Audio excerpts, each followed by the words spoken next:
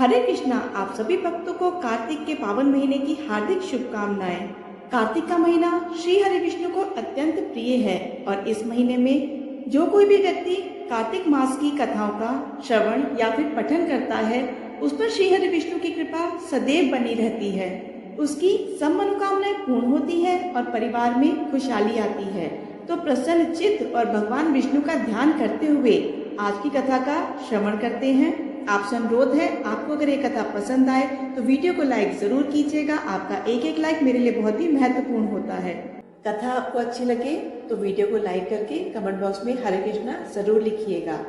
एक बार एक बूढ़ी माई थी जो चातुर्मास में पुष्कर स्नान किया करती थी। उनका एक बेटा और बहू थे। एक दिन बुढ़िया माता ने अपनी बहू को फलाहार बनाने को कहा तो बहू ने खाली टिफिन ही रख दिया। बेटा अपनी माँ को पुष्कर पहुंचाने को गया। रास्ते में बेटे ने अपनी माँ से कहा, माँ फलाहार कर लो। तो जहाँ पानी मिला वहीं बुढ़िया माता अपने बेटे के साथ फलाहार करने को बैठ गई। भगवान की कृपा से खाली टिफिन फलों से भर गया। माँ ने फलाहार कर लिया और बेटा पुष्कर में माँ के लिए झोपड़ी बनाकर वापस घर आ गया। रात में बूढ़ी माई के घर सावन मास आया। सावन मास ने दरवाजा खटखटाकर बोला, बूढ़ी माई दरवाजा खोल। बूढ़ी माई ने पूछा, आप कौन हैं? तो वह बोले, मैं सावन मास हूँ। इतना सुनते ही बूढ़ी माई ने दरवाजा खोल दिया। बूढ़ी माई ने भगवान शिव और देवी पार्वती की पूजा अर्चना की। बेलपत्रों से उनका अभिषेक किया। जाते समय श्रावण मास ने बूढ़ी माई को खूब आशीर्वाद दिया और झोपड़ी की एक दीवार सोने की हो गई। इसके बाद भाद्रपद मास आया। उसने भी बूढ़ी माई को दरवाजा खोलने के लिए कहा। बूढ़ी माई ने दरवाजा खोला। सत्तू बनाकर कजरी तीज मनाई। भाद्रपद मास ने बूढ़ी माई को आशीर्वाद दिया और झोपड़ी की दूसरी दीवार भी सोने की हो गई। फिर अश्विन मास आया। उसने भी दरवाजा खटखटाया। बूढ़ी माई ने दरवाजा खोला। दरवाजा खोलकर उसने पितरों का तर्पण करके ब्राह्मण भोज कराया और पितरों का श्राद्ध किया।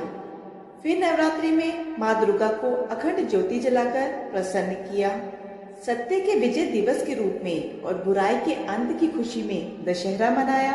अश्विन मास ने जाते हुए प्रसन्न होकर बूढ़ी माई की तीसरी दीवार भी सोने हीरे मोतियों से जड़ दी और बूढ़ी माई को प्रसन्न रहने का आशीर्वाद दिया। इन सब के बाद कार्तिक मास आया। उसने भी बूढ़ी माई को दरवाजा खोलने के लिए कहा। बूढ़ी माई ने दरवाजा खोला। अति प्रसन्न मन से कार्तिक स्नान किया। दीपदान कर दिवाली, गोवर्धन पूजा, भैया दूज, गोपाष्टमी और आंवला नवमी मनाई। कार्तिक मास ने जाते हुए आशीर्वाद दिया और झोपड़ी की जगह एक बहुत ही सुंदर महल बन गया। अब बूढ़ी माई गरीबों की सेवा करने लगी और दिन रात भजन कीर्तन में अपना समय बिताने लगी। कुछ समय बाद जब बेटा अपनी माँ को लेने आया तो माँ और झोपड़ी को पहचान न सका। तो उसने पड़ोसियों से पूछा।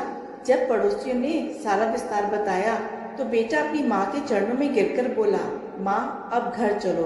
तो बेटा सारे सामान के साथ माँ को अपने घर ले आया। सासू माँ के ठाट देखकर बहू के मन में लालच आ गया और उसने अपनी माँ को भी पुष्कर छोड़ आने को कहा। तो उसका पति बहू की माँ को पुष्कर में छोड़ आया, परंतु बहू की माँ की धर्म कर्म में कोई रुचि ही नहीं थी। वह तो 4 समय भोजन करती और दिन भर सोती रहती। चारों मास उसके दरवाजे पर भी उसी तरह आए जैसे बूढ़ी माई के दरवाजे पर आए थे और चले गए। जाते वक्त वो जो झोपड़ी थी वह भी गिर गई। पर बहू की माँ पुण्य मिलने के बजाय गधी की योनि में चली गई, क्योंकि स्त्री लक्ष्मी जी का रूप है और लक्ष्मी जी की तरह चंचल होनी चाहिए, निश्चल होना चाहिए, भगवान की पूजा और अतिथि का मान सम्मान करना चाहिए, दान पुण्य करना चाहिए। कुछ समय के बाद बहू ने अपने पति से कहा कि जाओ और माँ को लिवा लाओ। जमाई जब अपनी सास को लेने गया तो वह कहीं नहीं मिली। तो उसने अपनी सास के बारे में पास पड़ोसियों से पूछा। तो पड़ोसियों ने कहा कि तुम्हारी सास तो कोई भी दान पुण्य पूजा पाठ का काम करती नहीं थी। वह तो सारे दिन केवल खाती और सोती रहती थी, जिससे वह गधी की योनि में चली गई। तो जमाई ने देखा कि वहां पर एक गधी खड़ी हुई है, तो वह उस गधी को यानी अपनी सास को अपने साथ अपने घर ले आया। तब उसकी पत्नी ने पूछा कि मेरी माँ कहाँ है? तो उसके पति ने कहा कि तुम्हारे लालच की वजह से तुम्हारी माँ गधी की योनि में आ गई है। बड़े बड़े ब्राह्मणों, विद्वानों और ऋषि मुनियों के पूछने पर उन्होंने बताया कि तुम्हारी सास के स्नान किए हुए पानी से अगर तुम्हारी माँ स्नान करे तो उन्हें गधी की योनि से मुक्ति मिल जाएगी। तब बहू ने ऐसा ही किया और उसकी माँ पुनः मनुष्य योनि में आ गई। हे राधा दामोदर भगवान, जैसा बुढ़िया माई को दिया वैसा सबको देना। इस कथा के कहने वाले, सुनने वाले और हुंकारा भरने वाले सबको देना। तो यह थी आज की वीडियो। आशा है आपको वीडियो पसंद आई होगी। वीडियो पसंद आए तो वीडियो को लाइक करके कमेंट बॉक्स में जय श्री हरि जरूर लिखिएगा। आपका एक एक लाइक, एक एक कमेंट मेरे लिए बहुत ही महत्वपूर्ण होता है। आगे की कथाएं और अध्याय सुनने के लिए चैनल को सब्सक्राइब जरूर कीजिएगा। धन्यवाद।